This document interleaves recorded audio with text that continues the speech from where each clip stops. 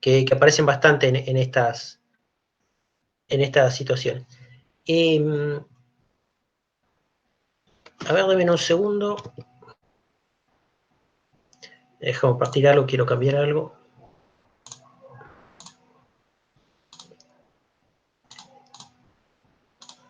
Acá se mezclaron los.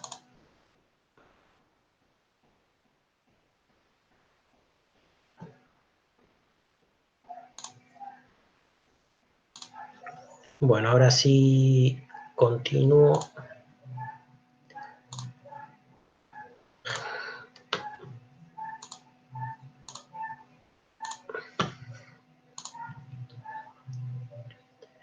Bueno, entonces, este lo busqué, es un problema, como hice la vez pasada, es un problema que busqué en el libro de Nazar. Como dije aquella vez, no, ese libro, tengan un poquito de cuidado cuando toman los problemas. Las resoluciones son como muy directas, muy aplicar la fórmula, y incluso aún así en algún lugar mete algún detalle de los números que no le cierra. Así que termino partiendo de un problema de ahí, pero no es tan lineal.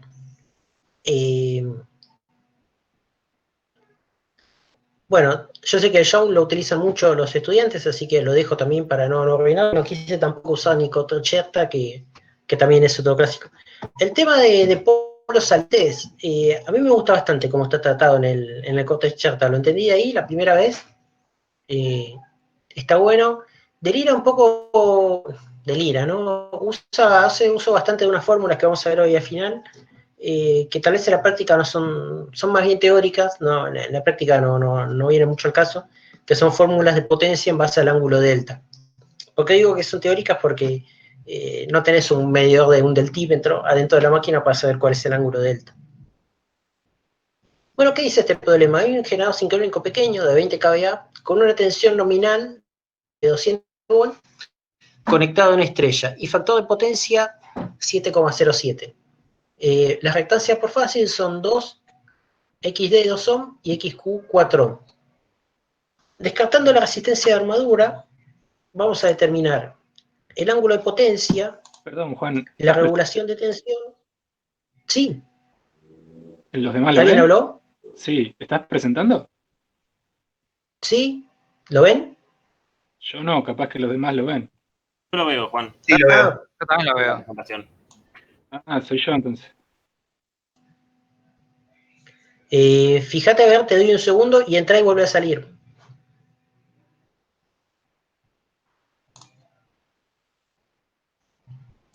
Porque si el resto anda.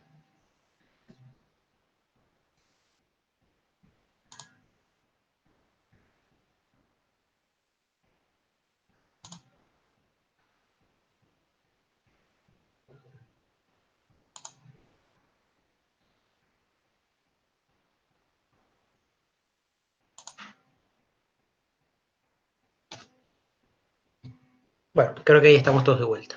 Somos 17.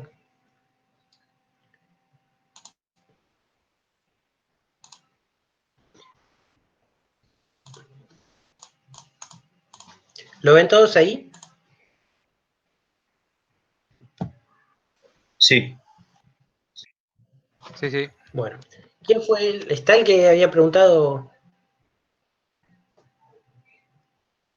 Sí, soy yo, no lo veo, pero bueno, es un problema del internet de mierda que tengo acá en casa. Seguí, Juan, no te hagas problema.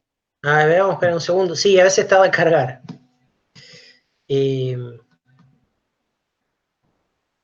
Bueno. Si no lo ves, lo podemos poner. Mira, vamos a hacer una excepción por el final del año, lo pongo a grabar y después me mandas un enlace y te lo comparto. Muchas gracias.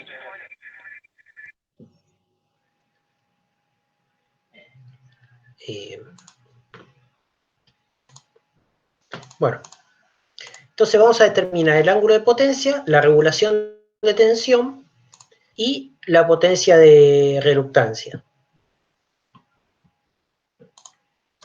Bueno, repasemos un poquitito la teoría de la máquina sincrónica, ¿no? De la máquina de polos salientes. Bueno, ustedes se acuerdan, ¿no? La máquina... Empecé, no quiero repasar la teoría, lo que quiero hacer es un poco repasar el fasorial. ¿Se acuerdan que este era el fasorial completo? Tal vez no debería empezar por este, debería empezar por... no lo puse, lo voy a sacar de acá de la otra presentación que tuvimos, el que llamamos este. ¿Sí? Cuando estudiamos la máquina de polos salientes, ¿se acuerdan que estudiamos este fasorial? ¿Sí? En la máquina de polos salientes vamos a despreciar siempre los efectos de la saturación. Entonces, F va a ser lineal respecto a las tensiones y corrientes que hay en la máquina, pero va a ser lineal, pero la descomposición va a ser función de una descomposición de corrientes en dos ejes virtuales ID e IQ.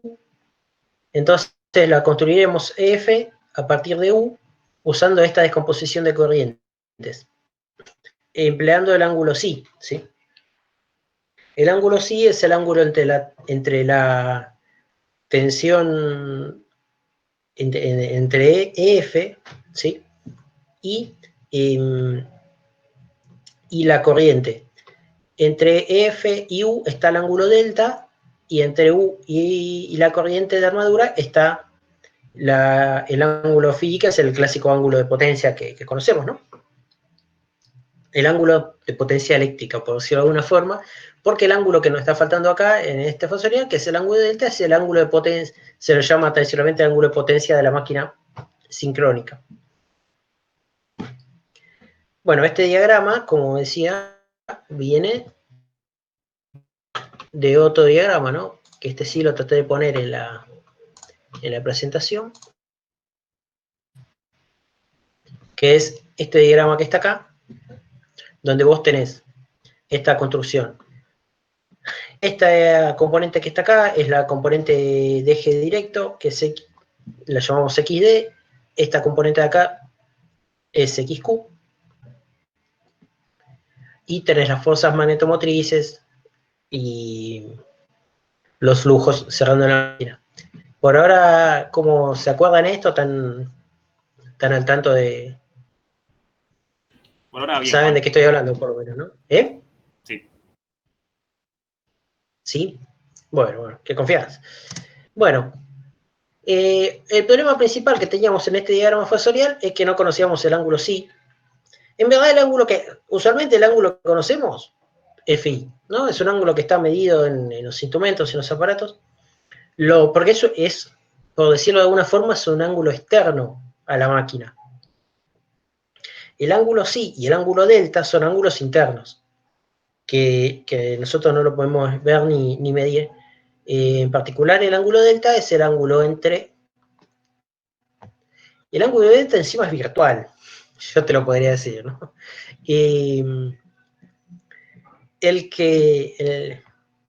¿Por qué digo virtual?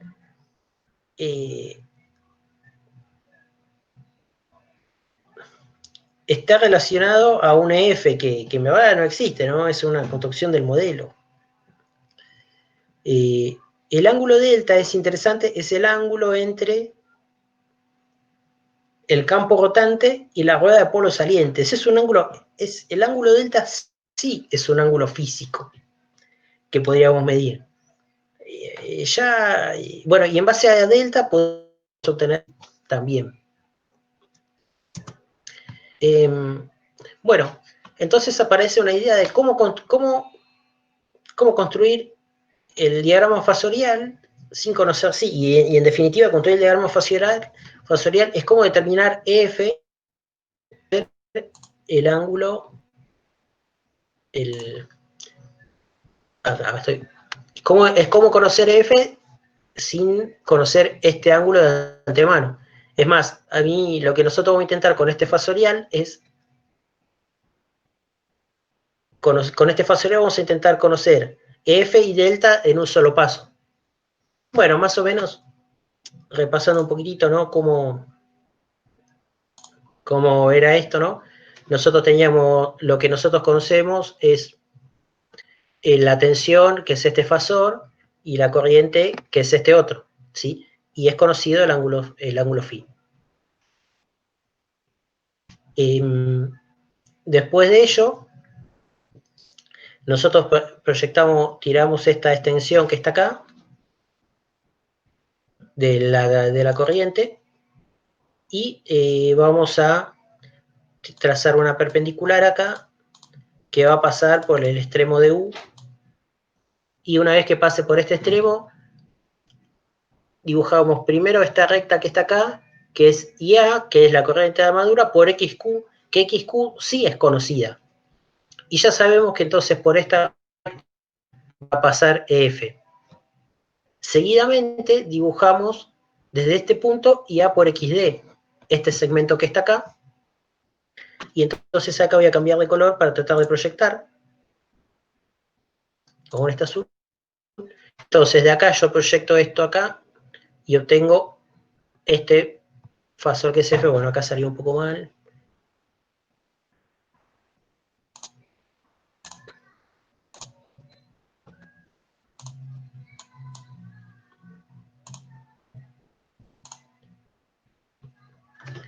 Este es el fasor que tratamos de calcular acá, que es el de F. Y una vez que tenemos DF, podemos medir este ángulo delta y el problema quedaría resuelto. Ahora bien, alguno argumentará, y esto que quede entre nosotros, profe, estamos en el siglo XXI, no vamos a andar haciendo fasoriales, ¿no? Y bueno, la verdad es que yo también empecé a estudiar en el siglo XXI. Me gustan los fasoriales como herramienta de entendimiento, me gustan los gráficos, son como una buena forma los fasoriales de dibujar los conceptos, pero hablar me queda ese gustito a que es un método gráfico, ¿no? Bueno, entonces lo que nosotros vamos a tener que saber que esto obviamente se puede resolver en un método gráfico. Y es más, hay un teorema que dice que si algo se resuelve por un método gráfico usando rectas y círculos, rectas y círculos de alguna forma, eso se puede resolver a lo sumo con ecuaciones cuadráticas, y para simplificar también se puede resolver con trigonométricas. Pero en verdad lo interesante es que lo que dice es que todo eso se puede resolver a lo sumo con ecuaciones cuadráticas, lo cual es un resultado interesante. Claro, a veces la fórmula puede ser complicada. Pero básicamente vos tenés que saber que si vos pudieras conocer el ángulo psi que está acá, vos podrías descomponer IA en estos dos vectores y después desde U trazar este así y este así, porque esto es XD por ID y esto es XQ por IQ. Entonces es bastante fácil. Y bueno, ¿cómo tendrías que conocer el ángulo psi? Bueno, ahí se pone un poco complicado y hay que hacer unas cuantas deducciones trigonométricas, así que lo más probable es que tengamos que usar la fórmula al final. Y bueno, nos quedemos después con la fórmula que no es tan complicada y lo haremos. Ejemplo. No, acá quería. ¿Me siguen hasta acá?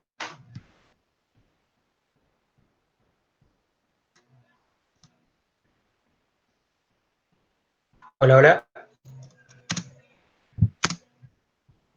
Sí, profe, sí. Ah, bien, bien. Cuando uno está presentando es medio complicado, no sabe, se puede haber caído la conexión que vos no lo sabés, ¿no? Bueno, entonces los datos de la máquina los voy a volver a resumir. La máquina tiene 20 kVA, 220 volts, está conectada en estrella, factor de potencia 707, las reactancias directa y transversal, resistencia a armadura, y vamos a dedicarnos a calcular el ángulo de potencia. Bueno, entonces para el ángulo de potencia, yo lo que voy a hacer es tratar de volver Y yo lo que voy a hacer es volver acá a una presentación. Pensé que la había cargado. Bueno, voy a saltearme, me voy a saltear a la última hoja de la del apunte de máquina de polos salientes. Y fíjate, esta es la fórmula que me va a interesar, que es la fórmula que permite calcular esta que está acá, ¿no? Esta fórmula es la que me permite calcular el ángulo delta. Es la que diría yo que te la memorices. No es tan difícil, ¿no? Es xq por y por el seno de phi sobre u más xq por y por el seno de phi. Yo nunca pude encontrar, no es tan obvia, digamos, mirando el diagrama no es tan obvio cómo es que sale. ¿Sí? Habíamos deducido con todo esto, usando todo esto que está acá. Después, esta identidad es muy importante, que es la que dice la de los ángulos. Pero bueno, esa es la fórmula que voy a usar. ¿Por qué? Interesante, fíjate que tengo esto es dato, esto es dato, esto es dato del problema, esto es dato del problema, esto y esto también. Porque hubo la tensión de red, ¿no? Son todo datos del problema, o sea que la fórmula está resuelta de antemano. Bueno, vuelvo a mi otra presentación.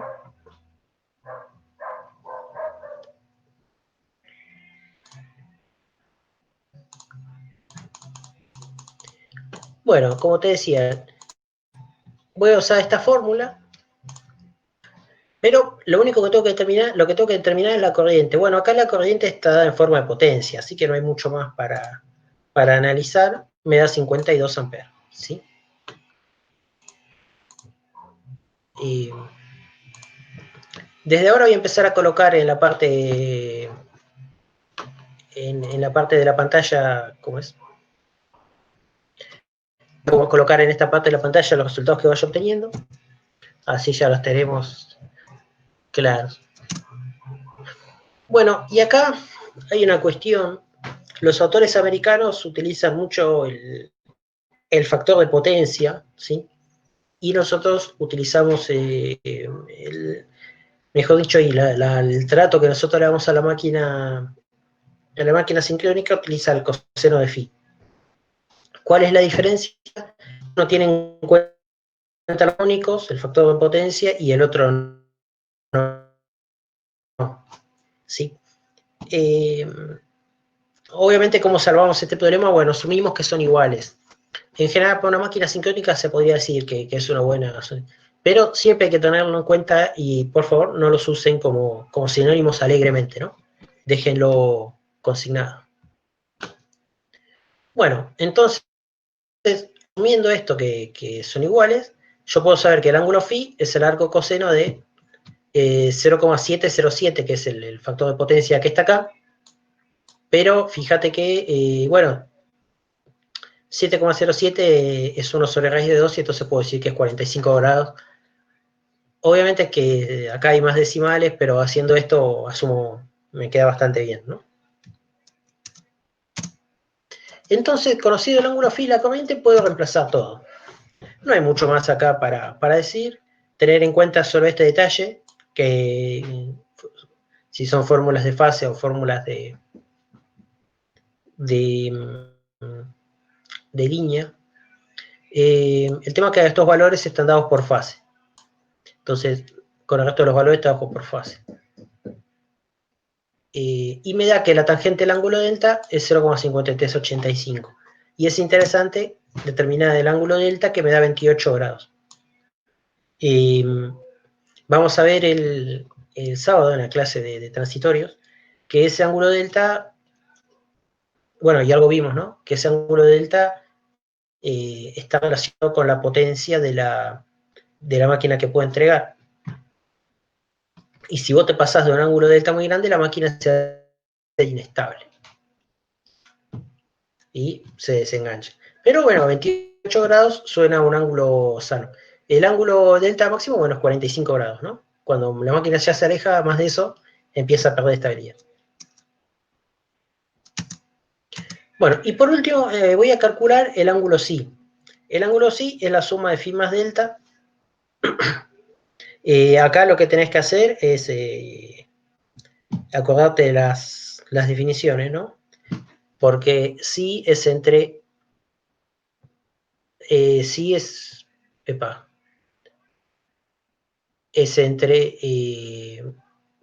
es el ángulo entre E y... Acá es muy chiquito para mí. Es el ángulo entre E y la corriente. Y entonces acá en el medio vos tenés que saber que tenés U. Y entonces este ángulo es phi. Y entre estos dos es el ángulo delta. Este sí, siempre acórdatelo, que es muy importante, entre F y U. Bueno, el segundo punto que voy a calcular es la regulación de tensión. Y entonces busco en el apunte y tarán, tengo esa fórmula. ¿Sí? Esta la voy a sacar del apunte de máquina de polos salientes, es la segunda fórmula que está abajo. F. ¿Por qué sacamos esta fórmula? Bueno, fíjate que emplea solo los problemas, ¿no? U, I, XQ y XD. Ah, y el ángulo sí, pero el ángulo sí lo sacaba con la fórmula anterior. Acá, ¿qué te recomendaría? Esta fórmula no te la recomiendo estudiar. ¿Sí? Entonces,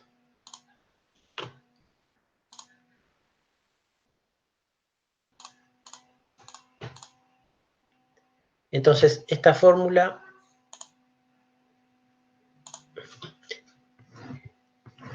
es teórica, bueno, puede ser, sí, sirve para estudiar en la teoría, pero vamos a recordar el fasorial simplificado. ¿Cómo era ese? Entonces, el fasorial simplificado decía que si yo tenía acá U, acá I, y tengo por acá E, esto se obtenía así y así, donde al de U le tengo que sumar I por XD, y de XD, opa, me salió muy feo, e IQ XQ.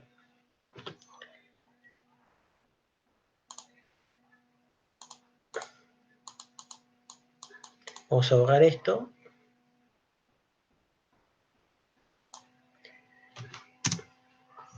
Esta es la fórmula que yo quería aplicar. Y entonces tengo que calcular XD e IQ. Y ahí vuelvo a ir al fasorial que acabo de borrar. Lo vamos a poner más para atrás. Al simplificado. Fíjate que si yo conozco el ángulo psi, lo que tengo que proyectar es si A sobre IQ y A sobre ID. Pero ojo todo esto que son proyecciones, por decirlo de alguna forma, son proyecciones vectoriales. Si yo quiero emplear este camino para calcular F, tengo que tener en cuenta que este ID hacerlo fasorial. ¿Y cómo lo sé fasorial? Bueno, lo que hay que tener en cuenta son los ángulos, ¿no? Entonces, yo suelo poner el U en 0, entonces sé que esto está phi atrasado, y entonces este ángulo está phi, y A está phi atrasado, entonces IQ va a estar 0 menos phi más psi adelantado. Y con ID, ¿qué va a pasar? Va a estar phi atrasado, psi adelantado, 90 grados retrasado, o pi sobre 2, si quieres. Entonces, ese es el concepto que uso para... a ver.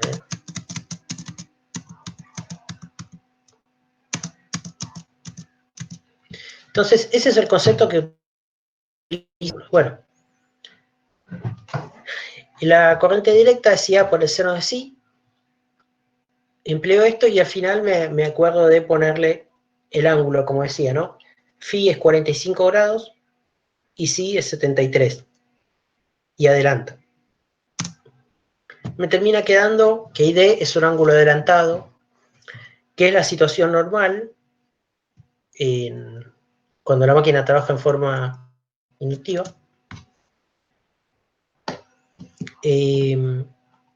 Bueno, IQ es IA por el coseno de psi. Obtengo acá los los valores, y le sumo los 90 grados para adelante. Sí, fíjate que, o sea, mejor dicho, no le sumo, le resto a esta fórmula, le resto los 90 grados para obtener un ángulo en cuadratura, por decirlo de alguna forma. Y me queda 61,7 grados retrasado.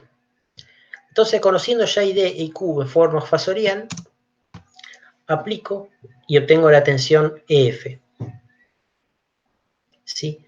Y entonces me da los 127 en la 0, JXD por la corriente, J por IQ, todo reemplazado, 176,8 volt a la 41,5 grados. Y finalmente, la regulación de tensión es EF menos UN sobre UN como una definición, ¿no? 39,2%. ¿Me siguieron hasta acá? Sí, Juan. Sí. Bueno, voy a seguir. Entonces, con la potencia reductancia. ¿Qué queremos decir con la potencia reluctancia? Bueno, la máquina, la fórmula de la potencia de la máquina de polos salientes está dada por esta fórmula. Yo creo que en el apunte no está, pero bueno, no lo encontré en el apunte. ¿Esto lo vimos o nos queda todavía para verlo?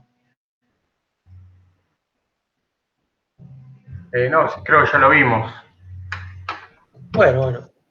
Si quieren, si no, bueno, lo podemos repasar. Sí, por favor, bueno, repasémoslo, por favor. Vale, mira, si me permiten esta... Voy a nombrar, voy a pasar al Cortés Cherta, que es el tema que... ¿En qué tomo se encuentra lo de máquina sincrónica, Juan? ¿Cómo?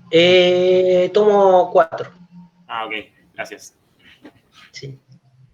La verdad es que uno de mis vecinos empezó a pasar música a un volumen muy alto. ¿Se escucha o...? No, no se escucha. Ah, bueno, zafamos entonces. Si no me ponía los auriculares. Bueno, entonces vamos a, por ejemplo, acá al capítulo 5. Habla acá de una máquina de polo saliente, bueno, la dibuja, ¿no? Y usando la característica de Blondel, viene acá. Bueno, ¿qué es lo que pasa en esta máquina? Si vos tenés el campo que está alineado, acá a ver si puedo ilustrarlos.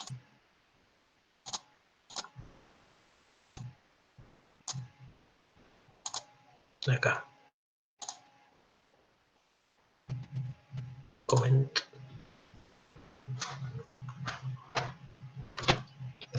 A ver qué tal sale acá. Vos,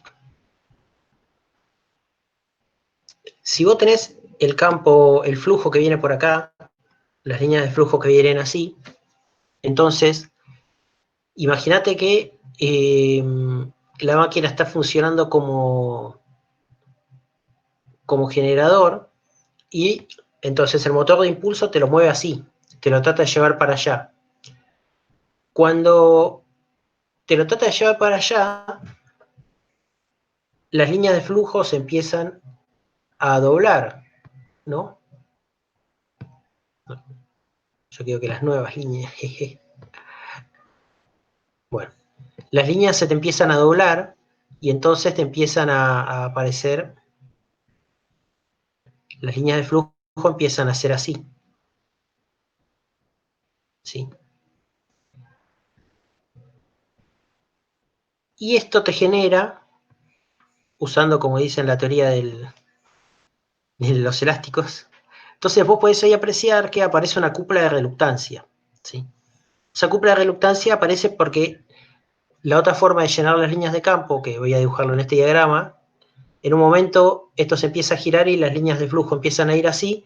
Acá, en este hueco, hay mayor energía. O sea, en esta situación, las izquierda, en la situación de la izquierda, hay menos energía almacenada que en la situación de la derecha, cuando está más desalineado. Entonces, esa falta de energía, esa situación donde hay que aplicar más energía, termina generando una cupla, o sea, mejor, y hablando en criollo, ¿no? Los imanes tienden a pegarse, ¿no? El imán tiende a pegarse con el hierro, si lo querés ver de una forma mucho más sencilla, hasta diría un poco indigna de un ingeniero eléctrico, pero para zafar. Bueno, esa cupla se puede cuantificar.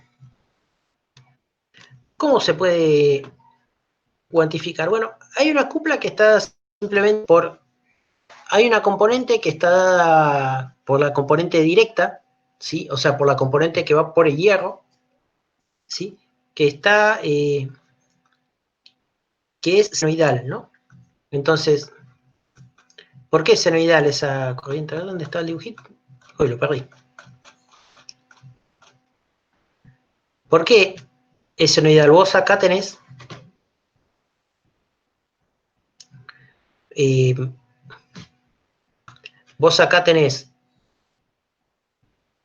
a ver si se...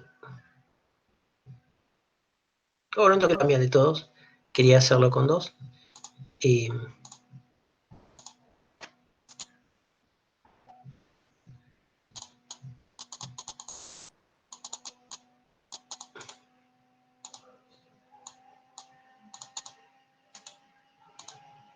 Epa.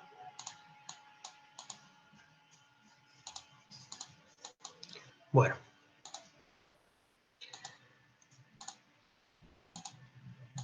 Acá está. Y acá puedo...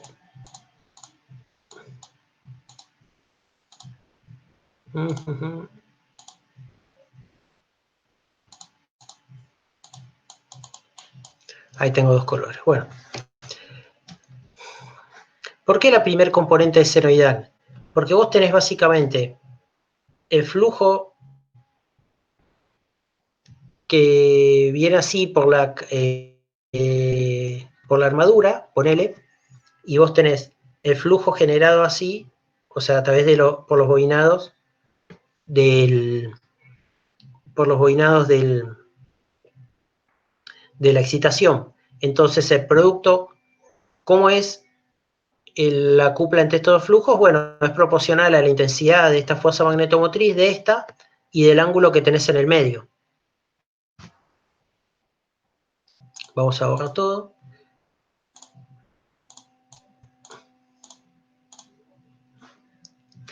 Entonces, como te decía, vos tenés este flujo así y este flujo así, y el ángulo que está en el medio es el ángulo que te da en verdad es por esta fuerza automotriz que está generada acá, ¿no? Eso lo habíamos visto en el primer capítulo sobre las cuplas. Pero bueno, hay una cupla entonces que es proporcional. Esta cupla es proporcional a la fuerza magnetomotriz de la excitación, el flujo de la armadura y al ángulo que forman entre ellas. Entonces, esto nos va a dar una cupla senoidal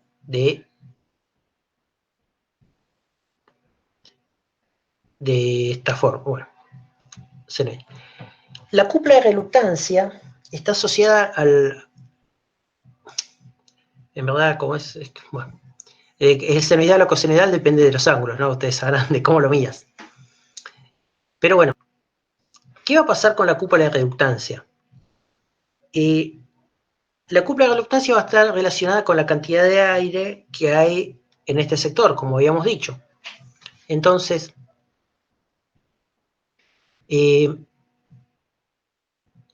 cuando están alineados los flujos, ambos dos, o sea, cuando XD está alineado, cuando la reluctancia directa está alineada con el flujo, entonces la cupla de reluctancia es 0. Pero, y va aumentando hasta que llega a 45 grados, a un punto por acá.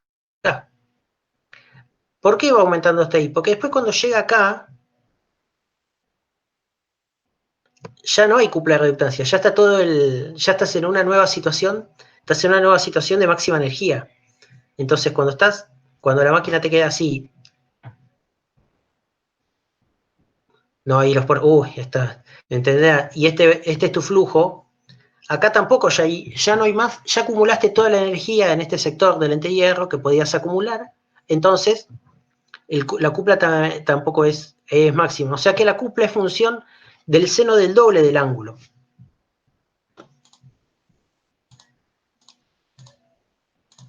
Entonces voy a cargar otra herramienta para ver si puedo cargar un nuevo pincelito acá. Y entonces, esto va a ser así y así, 2 veces. Es una cupla, la voy a dibujar, la dibujo menor en intensidad, ¿no? En definitiva, la cupla total de ambas dos va a ser algo así, ¿sí? Y entonces vos vas a tener un punto de máxima cupla, donde acá en cada lugar vos vas a poder descomponer la componente de cupla de la cupla de excitación y la componente más chica de cupla de reluctancia. ¿Se entendió hasta acá?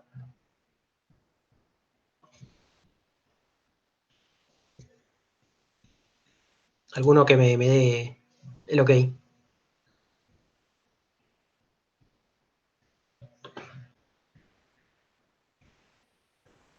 Sí, Juan. Sí, bien, bien. Mándame por el chat si quieren, ¿eh? Tampoco. Ah, ok. Yo para que no, a veces si están con los micrófonos cerrados y abrirlos, lo he visto hoy. Entonces se entiende, hay dos fenómenos que te producen cupla en la máquina por los salientes, eso le da una ventaja interesante.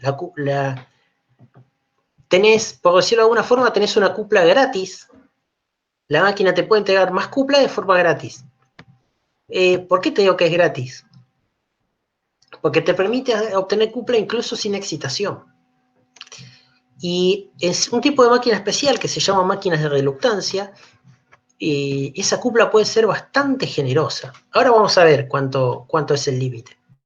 Eso va a ser una linda charla para discutir el asunto. Bueno, vuelvo a la presentación entonces.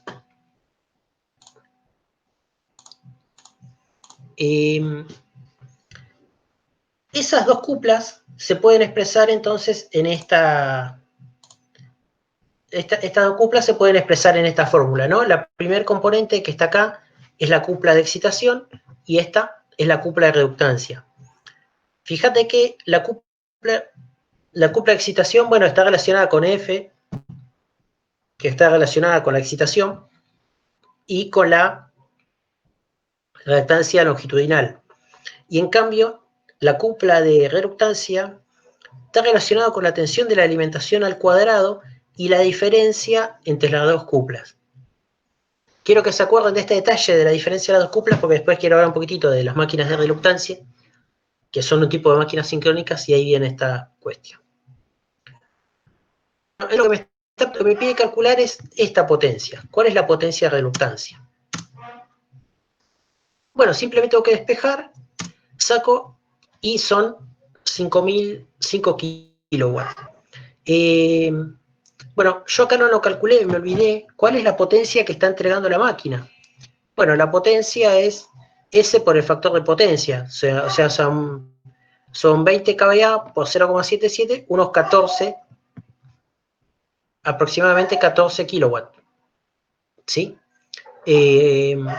O sea que de los 14, 5 son de reluctancia. Para que te des una idea, ¿no? Yo dudo un poquitito, y acá vengo del libro este donde saqué de los valores, ¿no? Pero es una buena idea, digamos, de lo que está sucediendo, ¿sí?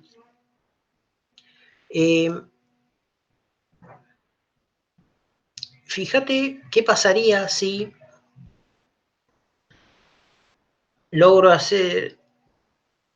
Es interesante, ¿cuánta potencia puedo obtener de reluctancia? Bueno, como te decía, ¿no? El ángulo, lo que acá aparece es el doble del seno.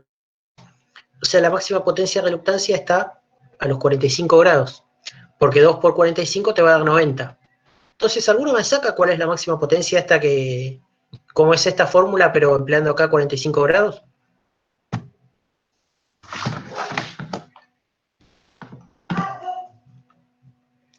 Yo la voy sacando también.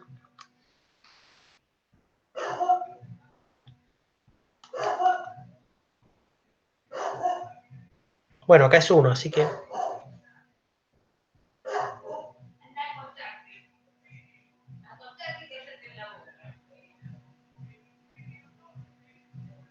Bueno, me queda 6 kilowatts. 6,048. Esa sería la máxima. ¿Cómo? No, sí, que 6,48, digo, de la isla. Bueno, no es una potencia nada despreciable, ¿no? No es una potencia despreciable. Y claro, es una máquina que te puede dar, eléctricamente te puede dar 20.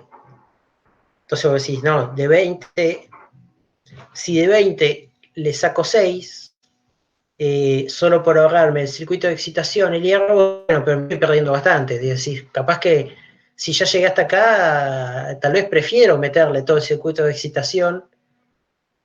Tenés que meterle el circuito de control de excitación,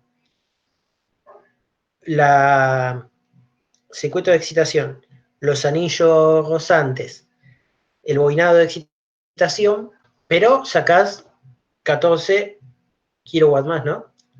Quiero, digo, si fuera toda potencia directa, ¿no? Por lo menos sacás 14 kVA más. Entonces, no es negocio. Pero estuve leyendo un poco de esto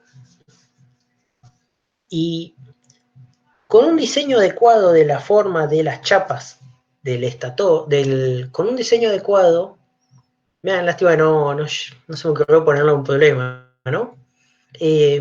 Con un diseño adecuado de las chapas, de la forma de las chapas del rotor, donde voy a tratar de dibujarlas un poquito acá, porque no las tengo a mano.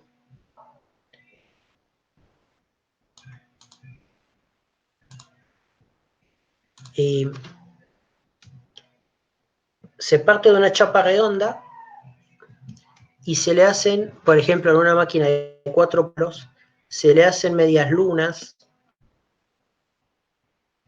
excavaciones en forma de medialunas. ¿Sí? Acá estaría el eje. Esto acá, o sea, se saca un bocado con esta forma. ¿Se entiende? Y este bocado más o menos se le saca la mitad del espesor.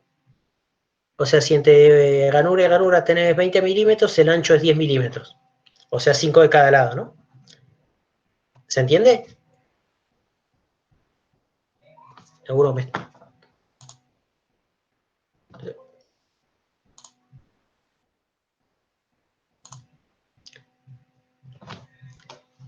¿Se entiende cuál es la idea, ¿no? De sacar estos bocados.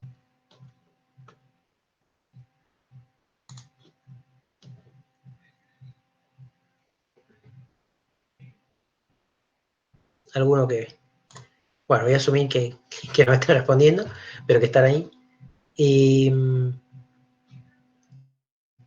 entonces vos sacás estos bocados y ¿qué es lo que sucede acá? El flujo cambia mucho los sentidos. Si vos en esta dirección, el flujo más o menos pasa, ¿sí? En esta dirección, si vos tenés un polo así, también. Está bien, la mitad del aire es hierro, la mitad, si vos haces un corte acá,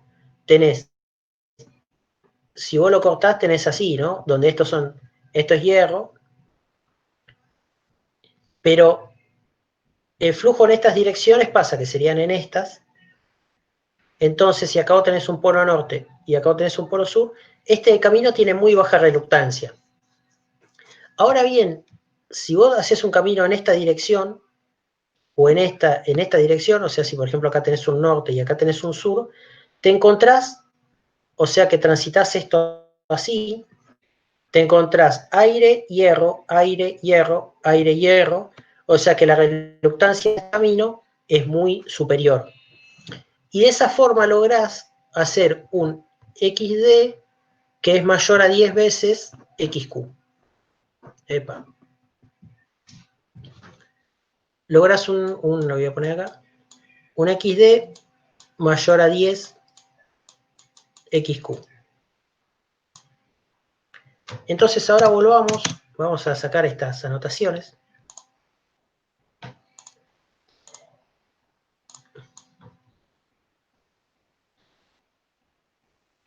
Vamos a dejar el dibujo de la chapa.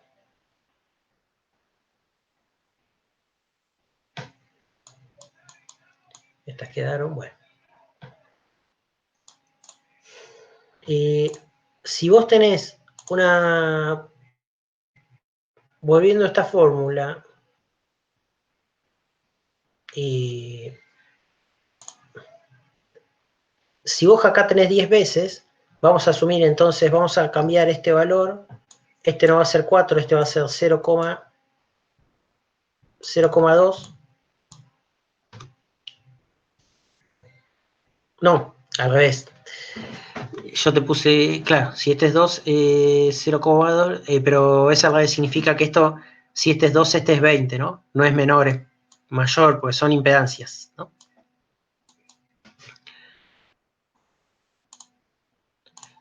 Se logra un camino de 10 veces mayor reluctancia, o sea que significa que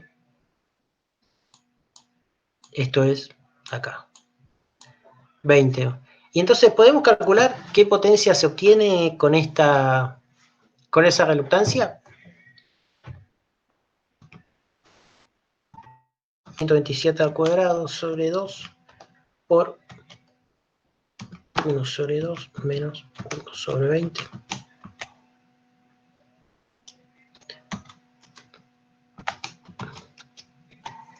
Me da 10 kilowatts.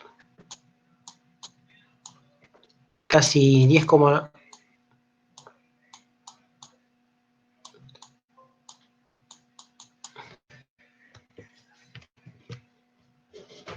alguno acá me mandó un mensaje, creo.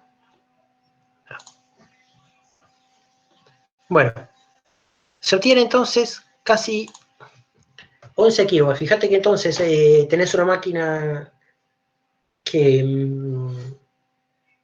esto, ¿no? Una máquina que la simplificaste bastante y tenés la mitad de la potencia. Obviamente que además también se puede optimizar el diseño de la máquina para que estos 2 ohm que están acá sean un valor menor y entonces aumentar la potencia, ¿no? Hay un punto adecuado, ¿no? Que hace que puedas obtener más cupla. Y bueno, una máquina así pequeña de reluctancia, que solo tenga el fenómeno de la reluctancia, sigue siendo una máquina sincrónica, tiene todas las mismas características, tiene, ¿cómo es? Entrega obviamente menos potencia, igual materiales, pero se puede construir de una potencia cercana, y es más sencilla, y se mantiene sincrónica, velocidad constante, ¿no? Distinto de una máquina asincrónica. Hoy en día, esto lo que se está estudiando es, hay muchos diseños de esto con controladores especiales, ¿no? Con drivers para estas máquinas y poder utilizarla como una máquina más. Por ejemplo, hay algunos de estos diseños que se usan en autos eléctricos. Bueno, no sé si alguno tiene alguna consulta o quedó todo claro. Yo, respecto al ejercicio, no, pero tenía una consulta Sí. respecto a máquinas sincrónicas Sí. en general. En realidad, por ahí yendo al laboratorio se hubiese resuelto, pero como no la vimos físicamente, me quedó una duda. Es en los terminales de salida, vos tenés las 3 tensiones de armadura, ¿no? En los terminales de salida. Claro, la máquina tiene 3 terminales. Sí, bueno, pero vos no podés medir entonces una tensión de fase, o ¿cómo conectás algo monofásico a la máquina sincrónica? Si es mi pregunta. ¿Tenés que ponerle un trafo en el medio? No, para medir las tensiones de fase, decís. Claro, para que en una carga, en la máquina sincrónica, caiga la tensión de fase. ¿Cómo la conectarías? Bueno, algunas tienen expuesto, si necesitas esa aplicación, tenés el neutro máquina con el neutro expuesto. Claro, o sea, sería como de 4 terminales ahí. O sea, hay 4 terminales. Y después tenés 2 terminales más que son los terminales del... Y tenés otra que viene directamente los 6 terminales expuestos, ¿no? Sí. O sea, te vienen... Para Creo que alimentar. las que tenemos en el laboratorio son de... Están los 6 terminales, si no me equivoco. Eso sería por si la querés usar de motor, por si querés alimentar el estador. Lo querés conectar en tres O máquinas. si para... o si la quiero conectar en triángulo. Ah, claro. Y si la conectás en estrella, ¿podés usar el centro de esa estrella como referencia? Sí, sí, lo podés usar. Eh, a veces sí, no te queda otra. En una red muy sencilla, digamos, no te queda otra que conectarlo. Eh, tenés una corriente de cortocircuito bastante elevada. Es un tema que no estudiamos mucho nosotros en esta materia, y más de un tema de sistemas de potencia. Pero bueno, resulta que le das un camino libre a la corriente de cortocircuito. Claro, entonces Se no usa sería también, conveniente. ¿eh? Pero no es conveniente, digamos. No sería conveniente hacerlo. Claro, no es como, no sería conveniente, sí, sí, sí. Pero sí, sí, se usa. Entiendo que en máquinas grandes están conectadas y también en una red pequeña, digamos, lo puedes hacer. Si no tenés una red tan importante, una configuración muy cómoda es conectarla con el centro de estrella levantado. Eh, o, bueno, no, en una red pequeña la tenés que conectar a un grupo electrógeno. Estoy pensando, tenés el centro de estrella, lo pones a tierra. Porque vos en alguna red, en una parte de la red tenés que dar una referencia. Ahora, en una red de alta tal vez lo pones en algún transformador, ¿no? Usás el centro de estrella de algún transformador y las máquinas las tenés en el centro sin conectar. Claro que también cuando te aumenta la potencia, empezás a tener nuevas formas de circuitos de la máquina, donde vos pones la máquina y la máquina genera en baja o en media, genera una baja no tan baja, ¿no? Una baja de 690 o de 1000, por ejemplo, o en una media de 3,3, 6,6, 13,2, y eso lo elevás con un transformador. Ese transformador tiene triángulo del lado de baja y tiene estrella del otro lado, pero bueno, ya del otro lado no nos preocupamos. Entonces, en esa configuración, sí te animarías a poner sí pones la máquina, el centro a tierra, para, poder tener la referida a tierra. Pero capaz que lo haces con una reactancia, con un limitador de cortocircuito, ¿no? Que es una forma bastante común de poner las máquinas y los transformadores. Pones un reactor delimitador de corto o un reactor simple o pones una resistencia también.